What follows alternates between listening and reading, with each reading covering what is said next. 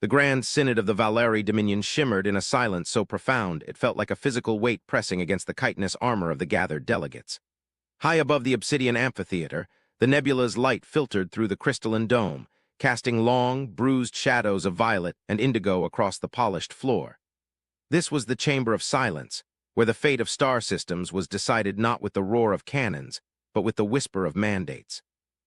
Today, however, the silence was brittle, fractured by the nervous shifting of the High Counselors. At the center of the sunken dais stood a holographic projection, a rough, flickering rendering of a fleet that had just entered the periphery of the civilized zones. It was a collection of shapes so archaic, so brutish in their geometry, that a ripple of muted amusement had initially passed through the chamber. They looked like floating debris, welded together by desperate scavengers. But the amusement had soured into confusion, and now a creeping, cold dread. High Exarch Kael'thas of the Kryn leaned forward, his faceted eyes narrowing as he scrutinized the projection. His mandibles clicked softly, a sound of irritation. "You summoned us for this, Fleetmaster?" he rasped, his voice echoing damply in the vast hall. "Scrap metal, a wandering convoy of refugees." He gestured with a clawed hand toward the image of the lead vessel, a blocky, asymmetrical thing with exposed piping and a complete lack of the elegant, flowing energy sails that characterized Dominion engineering. "It is an insult to the sanctity of this synod to interrupt the trade negotiations for a debris field." "It is not debris, High Exarch," replied Fleetmaster Vrex, a veteran of the border wars. Vrex did not share the Exarch's arrogance. His carapace was scarred, and he stood with the rigidity of a soldier who had seen the impossible. "These vessels, they are not drifting, they are moving with purpose, and their signature, it is unlike anything in the archives." Vrex manipulated the console, and the hologram zoomed in on the hull of the lead ship. "Observe the thermal output. It is not fusion. It is not singularity drive. It is combustion, controlled, high-yield chemical combustion mixed with crude nuclear fission." A titter of disbelief ran through the upper tiers where the merchant princes sat. "Fission?" one of them scoffed. "Dirty, unstable, and ancient, who flies such coffins? Are they suicidal?" "They hail from a death world in the Sol sector," Vrex said, his voice dropping an octave. "A species called humans. We have monitored their radio leakage for cycles, assuming they would extinct themselves before achieving FTL. It appears we were wrong." "Humans," Kael'thas tasted the word, spitting it out like a bad ration. "Soft-skinned bipeds, short-lived, emotional, I recall the reports. They war over soil and ideology, and this is their grand entry to the galactic stage." He pointed a trembling claw at the screen where the human fleet was shown maneuvering near a gas giant. The ships were ugly utilitarian beasts. No shields were visible, no energy weapons charged. They looked like industrial refineries that had been strapped to rockets. They look like they are held together by hope and ignorance. "That is what we thought, Exarch," Vrex said, his tone grim. "We sent a standard intimidation patrol, 3 light cruisers. We instructed them to power down and prepare for boarding and seizure. We laughed at them. We told them their scrap heap was a hazard to navigation." "And," Kael'thas prompted, though the silence of the Fleetmaster made his heart stutter. "They did not power down, they did not flee. They sent a message," Vrex said. He pressed a key. The audio that filled the chamber was static-heavy, analog, and raw. A voice, calm, resonant, and utterly devoid of fear, spoke in the universal trade tongue, accented but clear.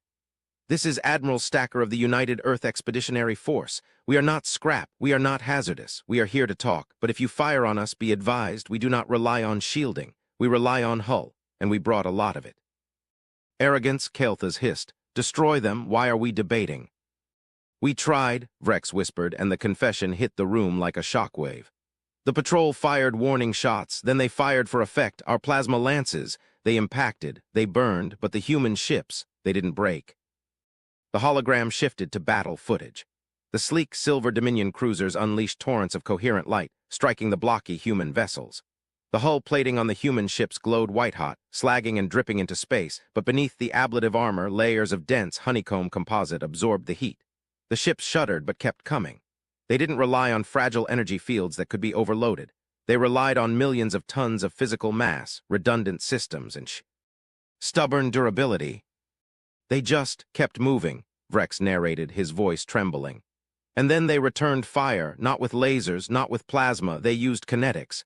Tungsten rods accelerated to fractions of light speed, railguns."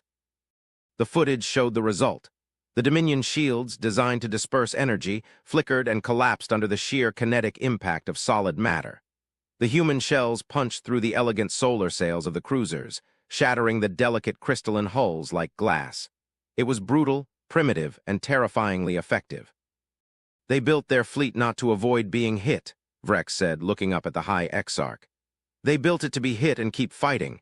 They built it like they build themselves, scarred, broken, but functional." The Synod erupted into chaos. Arguments flared like solar flares. Some called for a total crusade, others for a blockade. But amidst the noise, a new signal overrode the Council's frequency. The lights in the chamber dimmed, replaced by a harsh white illumination from the central projector. The image of the human admiral appeared, an older male, face lined with stress and time, wearing a uniform that looked as utilitarian as his ship's. He sat in a chair that wasn't floating or grav-adjusted. It was bolted to the floor. "Members of the Synod," the human said. His voice was not amplified by psionics, just simple audio transmission. "I am Admiral Stacker. You fired on my ships. We dismantled your patrol. We did not kill the crews. Their life pods are secured in our bays. We are returning them to you." Silence fell again, heavier this time. Mercy, from a species that used kinetic weapons. "We are not here to conquer," Stacker continued. "We know what we look like to you, primitives, savages dragging our caves into the stars. You laugh at our lack of shields. You laugh at our fission drives, but you misunderstand the nature of our engineering. We did not build these ships because we lack the technology for better. We built them because we know the universe is a hostile place. We built them to survive you." Kael'thas stood, his pride bristling. "You threaten the Dominion, you are a speck of dust." "We are dust that clogs the gears," Stacker replied calmly. "We are here because we picked up a signal, not yours, something else, something older. It's coming from the abyssal sector behind your borders. We tracked it. We know what it is." The High Exarch froze. The abyssal sector was a forbidden zone, a region of dark stars and dead worlds that the Dominion avoided out of superstition and historical trauma. "You speak of the silent void. Nothing lives there." "Something just woke up," Stacker said. "And it's hungry. We came to warn you. We came to offer our density. Because when the storm hits, your energy shields will fail, your delicate hulls will shatter, but us." The human smiled, a grim, humorless expression. "We are made of iron and dirt. We endure." The transmission cut. Kael'thas slumped back into his throne. The sheer audacity, to come to the masters of the galaxy and offer protection, it was absurd. Yet the image of the shattered cruisers lingered in his mind. Days turned into weeks. The human fleet parked itself on the edge of the system, a silent wall of ugly metal. Diplomatic envoys were sent not to negotiate but to spy. They returned with baffling reports.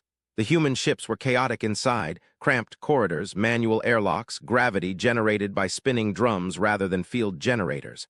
The humans themselves were walking contradictions. They spoke of philosophy and art in one breath and checked the load on their kinetic rounds in the next. They were terrified of the void, yet they threw themselves into it. They loved their lives, yet stood ready to die for a concept as abstract as duty. Then the signal came. It started as a headache for the telepathic species of the Council, a low, thrumming pain that grew into a scream. Sensors along the abyssal border went dark. Outposts vanished. The grand energy networks of the Dominion began to fluctuate, dampened by a massive, dampening field that rolled out of the dark sector like a fog. The enemy was not a fleet. It was a swarm, the scourge of ancient legends, the negation of light. They were biological constructs, vast living ships that fed on energy. They drained shields. They consumed plasma. They feasted on the high-tech energy signatures of the Dominion. When the Dominion First Fleet engaged the swarm, it was a slaughter. Their weapons were eaten. Their shields were siphoned dry, leaving their hulls paper-thin and vulnerable. The swarm tore through the elegant formations of the Dominion like wolves through a flock of silk-winged birds. Panic reigned in the Chamber of Silence. The High Exarch watched the tactical displays turn red. "They are eating our fire," he whispered. "They feed on our strength." "Then we need someone who has no fire to eat," Vrex said, his voice hard. He too. Arned to the comms officer. "Open a channel to the humans, beg them." The human fleet did not wait to be begged. They had been watching. As the Dominion line collapsed, the ugly, blocky shapes of the Earth Expeditionary Force began to move. They didn't glide, they burned. Pillars of chemical fire erupted from their engines, pushing massive tonnage forward. Admiral Kael'thas's voice shook over the comms. The enemy. They absorb energy. Our weapons are useless. We noticed, Stacker's voice came back, cool and clipped. Good thing we brought rocks. The human fleet accelerated. They didn't stop at the engagement range. They pushed past the retreating Dominion ships, driving straight into the heart of the swarm. The biological horrors lashed out with tendrils of absorption, seeking energy fields to drain. They found none. They found cold, hardened steel. They found lead. They found ablative armor that tasted like ash. Open fire, Stacker ordered. The void lit up not with lasers, but with the muzzle flashes of thousands of railguns and cannons. The silence of space was metaphorically shattered by the sheer violence of the kinetic impact. Tungsten rods, weighing tons, slammed into the soft, biological carapaces of the swarm ships. There was no energy to absorb, only the brutal physics of mass times acceleration. The swarm vessels ruptured, spewing ichor and frozen atmosphere. The humans didn't stop with guns. As the swarm closed into grapple, the humans vented atmosphere to put out boarding fires, used nuclear-shaped charges to clear their own hulls, and rammed. The UES Indomitable, a dreadnought that looked like a flying brick, accelerated to ramming speed and smashed through a swarm hiveship, breaking its spine with the sheer force of its mass. On the Dominion command deck, the aliens watched in stunned silence. They had spent millennia refining the art of war into a clean, precise dance of energy. They had forgotten the ugly, visceral brawl of matter against matter. They watched the humans bleed, saw the ships vent oxygen, saw the hull breaches sealed with emergency foam and desperation. But the humans did not stop. They are fighting like beasts, a counselor whispered, horrified and awed. No, Vrex corrected, his eyes fixed on the screen where a human cruiser, burning from bow to stern, unleashed a final volley of nuclear missiles at point-blank range. They are fighting like they have nothing to lose but each other. The battle raged for hours. The swarm, confused by prey that did not taste of energy but of pain and metal, faltered. Their absorption tendrils found no purchase on the radiation-hardened, lead-lined hulls of the Earth fleet. The humans used EMPs to disrupt the swarm's biological coordination, a tactic that would have crippled a Dominion ship but merely caused the analog gauges on the human bridges to flicker.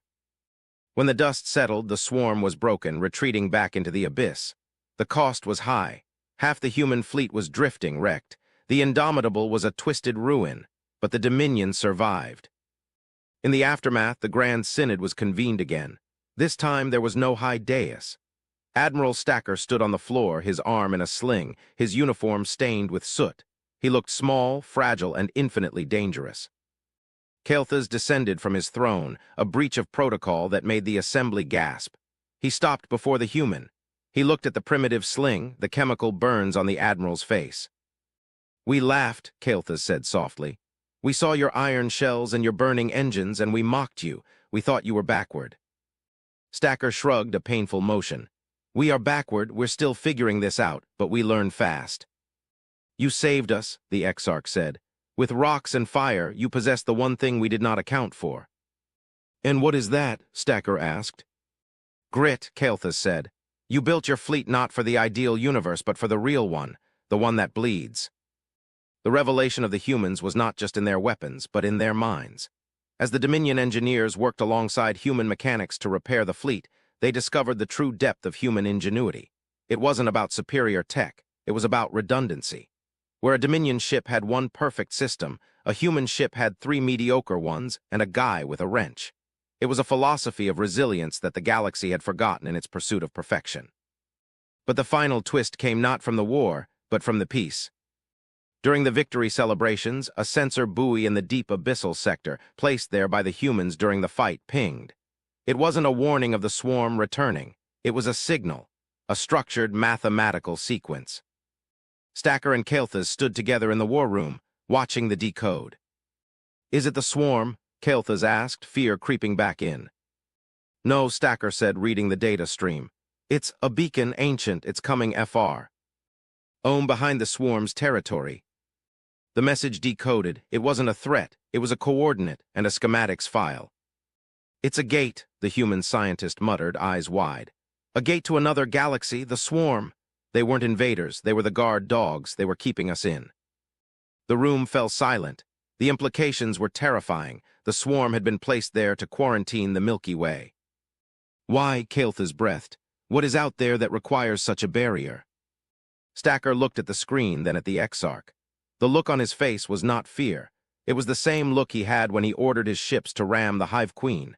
It was a look of insane, terrifying curiosity. I don't know, Stacker said, a slow smile spreading across his tired face. But I think we're going to need a bigger fleet, and we're going to need your shields to cover our hulls. The High Exarch looked at the human, really looked at him. He saw the madness and the brilliance. He realized that the Dominion had stagnation, but humanity had momentum. They were a species that would look at a "Do Not Enter" sign on the edge of the universe and treat it as a challenge. Alliance, Kael'thas said, extending his clawed hand. It was the first time in 10,000 years a High Exarch had offered such a gesture to a non-member species. We will provide the energy, you provide the mass. Stacker gripped the claw with his flesh hand. Deal. Now let's go see what's on the other side of that fence. And in that handshake, the galaxy shifted. The laughter was gone. The fear was gone. In its place was something far more dangerous to the unknown horrors of the dark, a partnership between the irresistible force and the immovable object. The humans had arrived, and they had brought their scrap metal fleet to the end of the world, only to decide it was just the beginning.